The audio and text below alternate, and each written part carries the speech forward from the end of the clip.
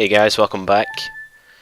So in this part, we're going to go and take care of the fire temple, which I would say is probably the coolest temple. It's not really one of the most broken, although it is definitely pretty broken. There's a lot of cool stuff you can do in it.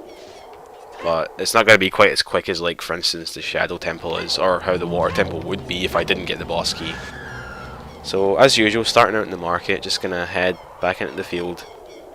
And I'm going to head to Kakariko now. Because the Fire Temple is inside Death Mountain Crater, which is actually somewhere I've been already. I went there as a kid to get the double defense, or sorry, the double magic meter. Much earlier than I should have. You're actually supposed to get it after the Fire Temple. You're supposed to use the weapon that you get in it to unlock it. Anyway, there's Epona just where I parked her. Probably never going to actually ride her again. She's not really useful in this game, as I mentioned in another part. So here's Kakariko. Something I want to point out is that this guy over here, his text has been updated. So yeah, he doesn't have like the text that he had before, which glitched. The reason for that is, now that I've beaten the Shadow Temple, Kakariko has advanced into like the next state that it can be in, which is after the place has been on fire. Obviously we didn't see that cutscene at all, but yeah, that's the state the place is in right now. So I'm just going to head through here. I've never actually been to Death Mountain through this opening before, so I'm going to see the cutscene as if this is the first time. Looks pretty weird to see the fire ring on top of it during this cutscene, because it's not there when you're a kid.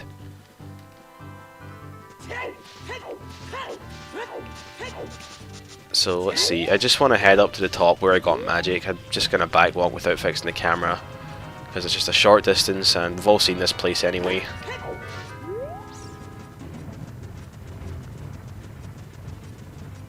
Alright, so there's a little thing you can do here which saves like half a second or something, I don't know. It's the same thing I did in the graveyard. If you just jump at the right spot and then slash your sword, you just go straight up. Pretty pointless, but still kinda cool. So at this point on like a normal playthrough, I guess, I would go and see the Gorons in Goron City and I would try and get the Goron Tunic, which lets you survive like intense heat. You're going to see when I enter Death Mountain Crater that I'm going to have a timer. When that timer goes out, I'm going to die from it being too hot, I guess. So I'm actually going to do the entire Fire Temple without having that tunic. And yeah, this guy's giving me the business. I've got Choose to waste though, so I'm just going to fail it happening. Yeah, okay. Now I don't have Choose to waste. I'm just going to take it safe. Like, I'm so impatient though. I don't want to wait for this. I just want to go. Alright, I should be out of his reach. Just barely. Okay, we're safe. So up here there's Big Goron. Eventually he'll give you like the Big Goron sword if you go through all the trading sequence. He's in there. You can sort of see him hunched over in there a little bit. I'm not going to go close to him because it activates a little cutscene which I don't want to bother sitting through. So here we are in Death Mountain Crater. First thing I'm going to do actually is see if I can get some more bombs from these rocks or inside the grotto. It's not really necessary, I guess. Like, I'll be able to get more at some point in the temple, but it's always good to have them maxed out if you can. And I think some of the plants in here are pretty good at dropping bombs, yeah. Okay, 12 is probably enough. I'll just go with that. So what you're normally supposed to do here is you go down this bridge away over there, you can sort of see it in the distance, and Sheik will teach you the Bolero of Fire. If you do a super flip over this gap, you can skip that entire trigger, so that's what I'm going to do now. Oops, okay, that was not super at all. I rolled way too late, that was the problem, but it's no big deal. I can just come over here and try again. Fortunately, I got a bomb refill, so I'm allowed like 5 failures of this. Okay, that's more like it. So now I'm over here. Cutscene triggers there, but I have to be kind of quick here because the timer is obviously going down. So I'm just going to come over here. I'm not going to climb down the ladder. I'm just going to backflip straight down. I will take a little bit of damage, but it's alright. And I'm now in the Fire Temple. Now, there's no timer in this room because there's no lava on the ground. That's only the case when there's lava on the ground. And most of the rooms that I'm going to go to in here do have that. So, first of all, I'm going to these guys would come close. Okay, it doesn't matter. I was going to try and like refill my hearts, but there's actually a way to do that in here. So here's Darunia. He thinks he remembers us. Of course, we've never actually seen him. This is the first time. And what's interesting is that even though there's lava in this room, and normally there's a timer ticking down, it doesn't tick down during this cutscene, and if it did, I'd probably be dead by the end of it. So, yeah, we get to hear this stuff. That reminds me, actually, if you just pay attention to the music here, I'll just shut up for a second so you can hear it. It sort of sounds like someone chanting or something, like they're praying. Well, I would say probably about a third of you guys that are watching this will have that music in your game. The early two copies of the game, version 1.1 and version 1.0, have this original Fire Temple theme. They changed it in the later versions, and it sounds more like the Shadow Temple music in the later carts, and also in the GameCube one and the Virtual Console. So I need to get this guy. I'm never actually going to talk to any of the Gorons in here because they just talk way too much. I'm just going to take the key and run. Anyway, a common misconception about that music being changed is that like people complained about it being offensive or whatever, and then Nintendo changed it. That's not actually true. In fact, it's completely impossible for it to be true because the build date for the 1.2 ROM, which is the first version to not have that music, is actually before 1.0 was released anywhere, so, you know, no one had heard it yet, and they still changed it. So I'm gonna, these guys are a little closer to me now, so I'm gonna try and get them. If he would ever get here. I should still have a fairy from the Shadow Temple, actually. I'm probably just gonna use that in a minute. Okay, cool. So this, like, the timer is based on how many hearts you have. So having more, like, I don't just mean like having heart containers, but like actually having health in them at the moment will determine how much time you get. So it's always a good idea to have max health whenever you can. So in this big room there are two little rooms off to the side which each have a small key in them. I'm going to have to get both of those. Once again, I'm not going to talk to this guy. It's just a waste of time. Now I'm probably going to take some damage on the way over to this next room because I don't have the Goron tunic on and the lava hurts you. So I'm probably going to just use my fairy in the next room to replenish my hearts, which is going to give me the full time again. I'm going to need that because the next couple of rooms have all got lava on the ground.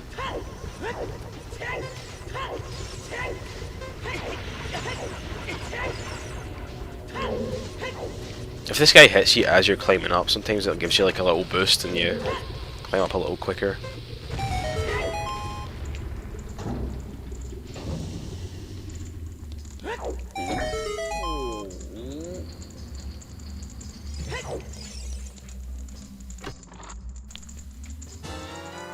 Alright, so let me just grab my fairy. It's only going to give me 1 1/4 hearts back, but that's fine. This fairy is actually pretty useless anyway because it's in a glitched bottle. It's in the bottle that I replaced the ice arrows with. And unfortunately that means that even if I die, it's not going to restock my life. It only happens if it's in like a real bottle.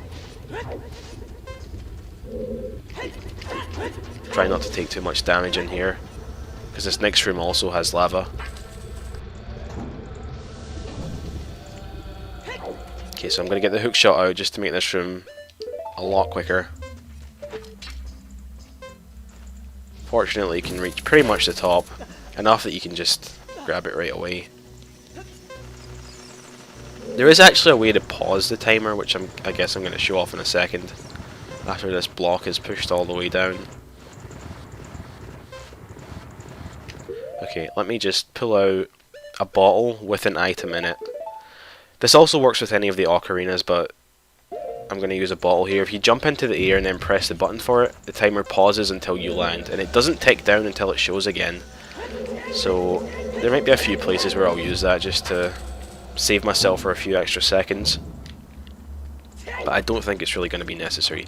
Anyway, another Goron in here. I'm going to go and free him. You're supposed to get him from the other side. You can see the switch in there. Not going to do that. There's a much quicker way to get him, which skips a lot of travel time as well. So just going to jump over here as you're supposed to. I'm going to get in this corner. I'm going to slash my sword. I'm going to turn it to the right and hold A. I'm going to let go of A. I'm going going to charge up a spin attack. And then I'm going to pull out a bomb, and when it's right over Link's head at the top point, I'm going to shield it, and I'm going to stand where I was originally. And just like that, straight through the wall, right at the switch. The reason you have to hit the switch is because if you don't do it with your sword, the explosion from the bomb will do it anyway, and that will like stop Link from moving until the little cutscene is over, which means he won't get propelled through the wall. So, as I mentioned, you're supposed to get to this place from the top down. I'm obviously going from the bottom up. So, although we can't see it right now, we'll see the roof appear in just a second. There it is. And because you're never supposed to be in here without it being exploded, you can just pop right through it. So, for the purposes of the route that I'm using in this dungeon, I don't really need to get this next key, but there is another glitch later on that I want to show off, which requires a key, so I'm going to grab this one as well, and it's pretty much on my path almost.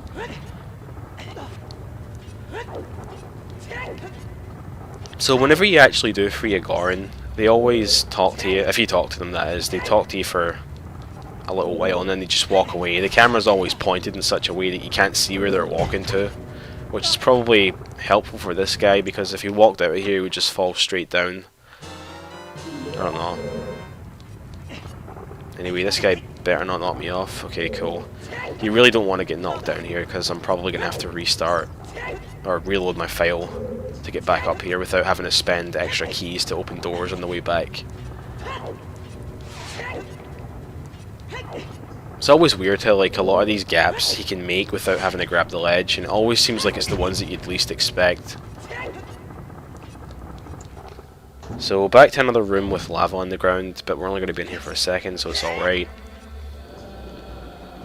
We're actually almost at the item from the temple, the hammer, which pretty much only has use in here, maybe a couple of uses elsewhere. Obviously you're supposed to do this temple as the second one as an adult, so you might find it useful in some of the temples that I've already done. So in this big room here, there's no lava on the ground, so I'm safe. You're supposed to go over here, through a door, go through some walls in the back. This stuff requires a key, so I'm definitely not going to do it. And what happens is you end up on this side of the room. The reason I can't just go there is because, as you can see, there's a big firewall that actually covers the entire distance of the room. So I'm stuck over here. At least that's what's supposed to happen. If you're clever about it, you can actually get past this. You want to stand here so that it goes down in sight hop, and the game just throws you right over. Pretty big oversight. Anyway, I'm just going to jump on this guy to quickly get over here. I can hit this switch to lower the next firewall, and that will let me progress through the temple.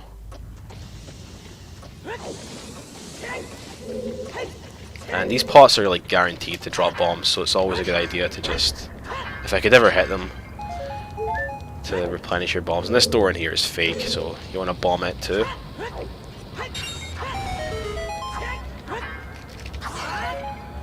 Spin attacks never fail. Should always just do that instead of trying to hit it normally. So in here's the Flare Dancer, pretty easy mini boss. I want to get my power crouch stab ready. Just have to pull him out with the hook shot and stab him 3 times, and you're done. And Link is going to do his exercises while waiting. Where'd he go?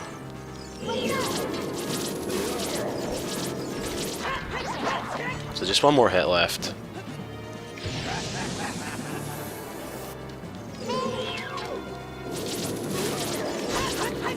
Okay, that's him dead, and I can just like stand on this corner, and as soon as it starts to move I can pull myself up. If I don't do that I'll get crushed by the ceiling up here, and that's just a cool quick way to get through this room. So in here I'm just going to drop a bomb by this switch, which actually is what you're supposed to do. I guess you would normally do it from up there, and for some reason during this little cutscene the game lets you still move Link. It's the only cutscene in the game that I can think of that has that property. It's kind of weird. So already we're at the Megaton Hammer room. I've still got a key, not going to use it for the main route in here, but I will show something else with it later. So you have to hit this switch. And this looks really hard, but it's really not, especially on an N64 controller, he said right before falling down. I really hope that doesn't happen. Okay, we're safe. So this hammer is Although it's not required to get into the boss room, it's required to actually damage the boss. Well, not actually, even that's not technically true. You can damage the boss without it, but you can't kill it unless you hit it at least once with the hammer, so you do need to get it. Anyway, how I'm going to get to the boss room from here is I'm going to jump down here into this corner. I'm going to backflip in it so I know I'm properly in there. I'm going to align so that, well, first of all I'm going to wait for this guy to move so I can see what I'm doing. I'm going to align so that the right side of the little red dot is against that wall. Just about there maybe. I'm going to sight up over here, I'm going to put the hammer out, and I'm going to hold left and I'm going to swing it. I'm going to look for the first frame where it's above Link's head. So just going to slowly advance until I get there.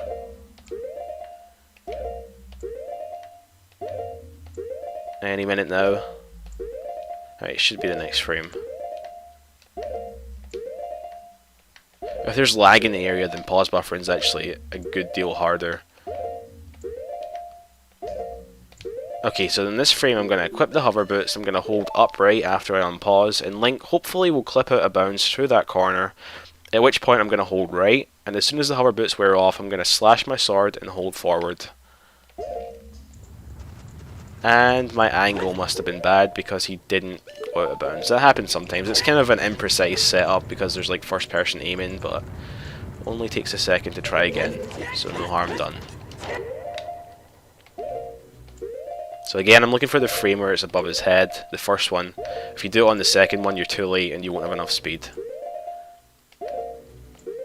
So next frame, if we ever get to it. Okay, so hover boots, upright. Nope, still doesn't want to go out. I don't know. I'm sure there is like a setup where you don't need to actually align with this thing, and that would be really cool. Because any part where you have to do first person mode is pretty shit. Okay, so I got it pretty quickly that time. Upright, and right, and forward, and jump slash. Okay, and hopefully he's going to land in a loading zone. And it's the exact loading zone I want to go to. It's the boss room. But before I actually go and kill Volvagia in here, I'm actually going to just do a save warp out of this place. For a number of reasons, but the main one is that I want to show off another glitch, so I'll be right back. So back in the first room of the fire temple, first thing I'm going to do actually is kill these little guys, because I don't want them to interfere when I do this next thing.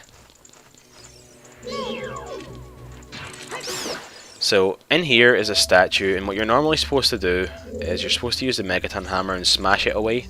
I want to show off that you can actually do this without it. You can get in here and get the boss key without it, which actually means, by the way, that as soon as you get the first key from in the Runia's room over there, you can get in here and get the boss key, but then you're permanently screwed because you don't have another key to open this door. So, very bad idea. Anyway, what I want to do is just go into the corner, align so that the right side of the magic meter is on this wall, and this isn't really totally precise, but hopefully it's good enough. I'm going to turn around 180 degrees, plant a bomb, turn around again and just keep going. And when the bomb explodes, I'm going to start pause buffering, and I'm going to look for a frame where Link is pushed inside the door. Yeah, it's not going to happen here because my angle must have been pretty bad, so I'll try again. So it's approximately here. Yeah, it's kind of glitching out right now. Yeah, okay, about here. Maybe about there.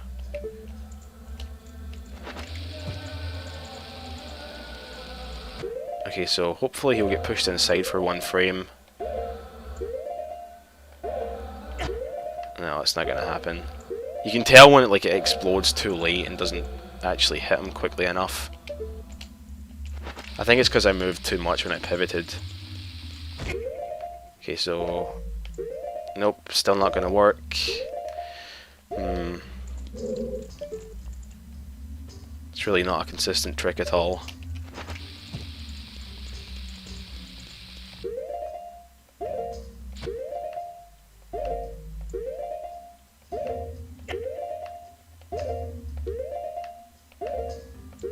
No, he should be on the second frame that he takes damage. He should pop right through this thing. I'm really not sure why it's not working right now. Maybe if I try a little bit more this way.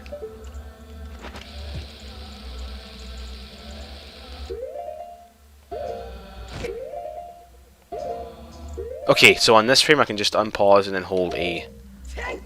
And it didn't work. Okay, no, okay, I know why it didn't work. It's because I was one frame too late, but as you can see I'm on the other side of the door now. And had I been one frame earlier, I would have been able to open it. So I can just open this from the back, which actually looks even cooler. And I'm just going to get rid of this normally, because I do want to go and get the boss key, so that I don't have to go all the way back up and do all that other crap again.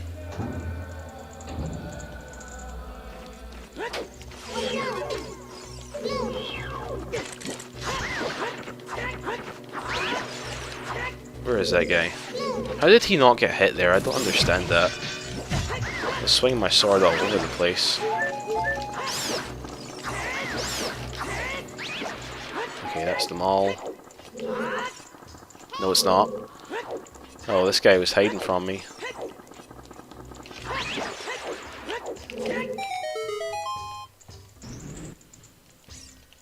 This next room in here is totally useless. The only point of it is that there's a gold sculpture on the wall behind the light leg. Not going to bother with it.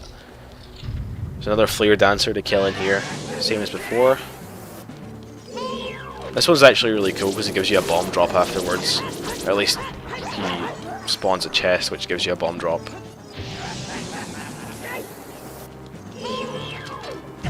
Oops, oh god, you need to be quick here. You don't want him to spit out too much fire. Oh god, they're following me. This never happens. Usually this boss goes down real quick. Oh, this is embarrassing. Okay, so one more hit. Alright, let's get him nice and quick this time. Okay, so that's him dead. I'm going to go up here as well because I want to get the chest that appears.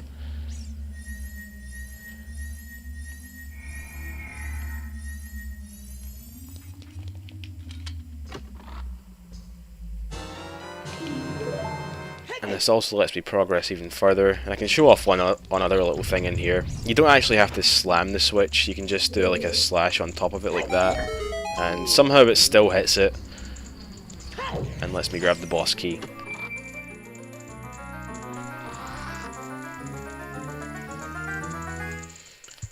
So, now that I have this, I can quickly get back into Volvagia's room.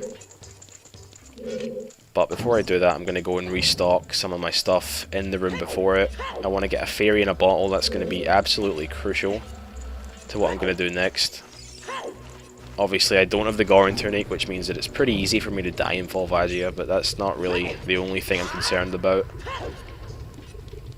So I'll just head over here, because I know there's some fairies up here.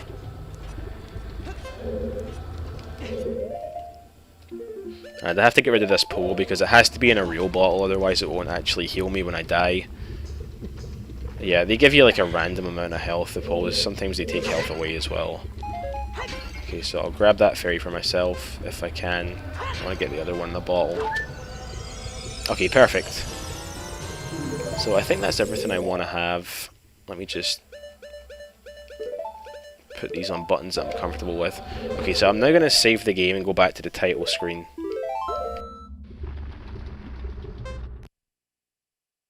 This might seem like a pointless move when I could just like start the timer again by going back into the room previous to that one, but it's really important because of the next trick that I'm going to do. After I defeat Volvagia, I'm going to try to wrong warp somewhere, and in order to do that I have to make sure that the last cutscene that I saw was the little opening cutscene where you can see Link in the background with Epona. Some other cutscenes will work, but that's the only one that's like close. It's going to give me the exact value that I need for this next trick. And I think it would have been reset when I opened the boss key chest, so I thought it would be best to just not take the risk. But before I get to any of that wrong warp stuff, there's a really cool way to defeat Volvagia, which uses bombs, which obviously is not intentional at all. Basically, on one of the holes in here, for some reason there's like a spot you can place a bomb at and it damages him. Not really sure why that is, but if you do that enough, you can actually take him down really, really quickly. So I'm going to try and do that. It's the hole right in front of Link. It's the bottom left corner of that hole. So I'm going to try and be really quick here and not waste too much time. This boss is really, really laggy. I think it's the laggiest boss in the game. At least on the N64 version. On Virtual Console it's not laggy at all.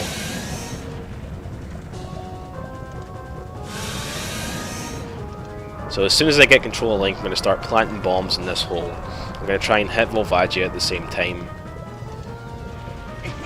Okay, so he's all the way over here, which is not good luck.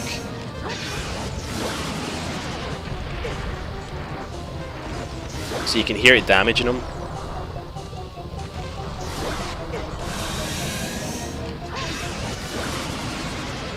I'm actually going to hit him with my sword as well here.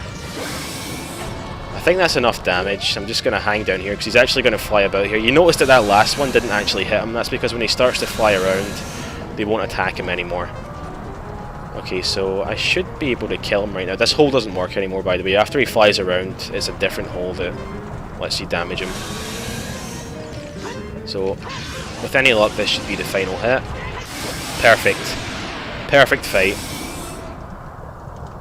At least by my standards. I'm sure I could have done it maybe without him flying around, but I wouldn't know how to do that. Anyway, he's dead and that's all that matters. But as you might have noticed, my timer is getting pretty low. Link is probably going to die really, really soon as well, but that's okay because I brought a fairy for this very purpose. So I'm going to slowly rotate around to the front. I'm going to side top this way, I'm going to side top this way. And Link has just died. But that's alright, because the fairy's going to pick me up. And he should get the heart container right away. Maybe not. I'll just do it again. And the reason I did that whole pivot thing there was so that Link will be facing directly away from the warp, because I'm now going to do Ocarina items into the warp using the fish. So empty it out, catch it again. And backflip, press the button for the bottle, press the button for the sword. Now, what's going to happen here is Link is going to be standing in the warp with his ocarina, or rather his sword in his mouth, and the warp is going to activate anyway, but I'm going to be able to move around during that cutscene. So let's try that. And when the camera pans back around, I'm going to press B and I'm going to run off the ledge. So the timer for the warp, it reaches a certain point and then it like takes you out of here. It's paused right now because it's off screen. You can hear it, but it's not actually working. When I turn around to face it again, the timer for the warp is going to continue to count down. I want to time it so that Link dies at the exact same frame that the warp lets you leave this area normally. In other words, it lets you like watch the cutscene with the Runea where he gives you the fire medallion.